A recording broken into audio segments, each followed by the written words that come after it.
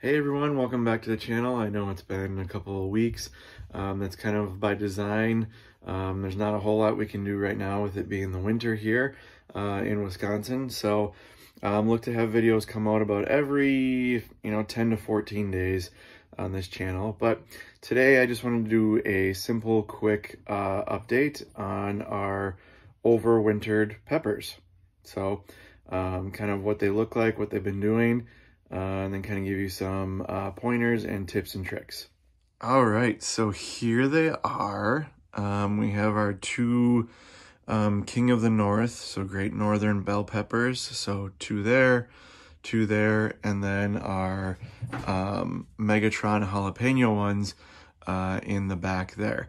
And as you can see from the first video that I did, we trimmed them down to pretty much nothing. We just had those little stubbles. We fertilized them a little bit, and that was to get those roots developed or established to keep them on life support, as we go through these winter months. So as you can see, they've kind of put on a little bit of some leafy growth, which is good. That means the plant's still alive. And we want to keep that there. If we see a ton of growth, that's when we got to start, worrying about kind of trimming some stuff back. But right now, everything looks really good in terms of that. They're really sturdy inside there, so I give them a little jiggle.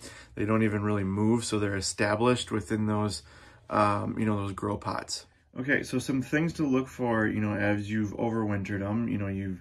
You've chopped them down to pretty much nothing. Like I said, those little stubbles. Some things that you're going to look for, at first get-go from that first maybe, 6 to 8 weeks is there a little bit of growth on it, but not exponential, not crazy like it was a seedling when you first planted this, from seed last year or the year before or whatever it was. That just tells you that, okay, all the energy is being put back into the roots. It's trying to establish a nice root ball, root system, and it's trying to start, growing a little bit. But the conditions that I have down here in my basement really doesn't get above, 62, 63 degrees. It's a constant, 55 to 60 degrees down here. And there's not a lot of sunlight, okay? So it can't photosynthesize, so it can't, produce like it normally does. It's going dormant right now. It's just waiting. It's waiting for the right conditions. And that's what we want. We just want it to wait. We just want it to sit here and be dormant, okay? As you notice, the ground's a little bit wet. So every 4 to 6 weeks, usually what I'll do, I usually check this, every 3 to 4 days just to see what the moisture level looks like in the soil. Recently, just before I filmed this video, we add a little bit of water. That's just to keep the roots wet, well-conditioned, making sure that they don't completely dry out and don't kill off, because then you would have dead plants on your hand, and that's not what we want. So some other things to be concerned about would be if you start to see some fungus growth or any of that type of stuff, even on these lymph node or these leaf nodes, that would be a sign of disease. Just to monitor. If it does get worse, that probably does mean that your plant is dying. And then one of the reasons why, it would be down here would be fungus gnats or any mold or any that type of stuff growing. That is the reason why I use indoor potting mix, because it is sterilized, and it can be used indoors. So it can be a little bit more of the non-traditional elements that what the plant is used to. So you don't have to worry about, fungus, bacteria, any of that type of stuff getting into your plants, okay?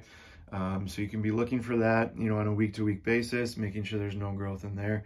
If there is, I would recommend just, taking that plant out, getting some sterile indoor only potting mix, and then repotting it to make sure everything is good, okay? If you're growing in grow bags like I am, or storing them in grow bags like me, make sure when you do water that you don't just dump it in there, because the ground is pretty dry.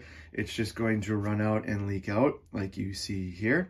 So if you don't want water running all over your floors and all that type of stuff, just pour it in slow. If you do have, a watering can, just be leery of, or be aware of what's going on. Make sure you're just not dumping it like a torrential downpour, because it will just run off and it will drain out quickly. We want that water to stay in the grow pot and get as much as possible down into that root system. So there's our update on our overwintered peppers. We are sitting at about roughly 8 weeks. They've been down here in the basement. We've probably got another solid 3 months yet before we can start, you know, waking them up and introducing a little bit more light and start that grow process again. So, you know, we're just going to baby these things, keep them on life support for the next 3 months, you know, check in on them week to week, and just keep them alive. Like I said, you have these things on life support. You do everything that you're supposed to do. You have at least a 2 or 3 month head start on everything else that you could ever get from the garden center or grow from seed. And these things will produce like crazy the next following years. So hope you enjoyed that. I hope you guys are getting into the holiday spirit. You know, Christmas is just around the corner. So I hope you're able to enjoy some time with friends and family and just enjoy what the holidays are all about. So I hope to see you guys next time, and thanks for watching the video.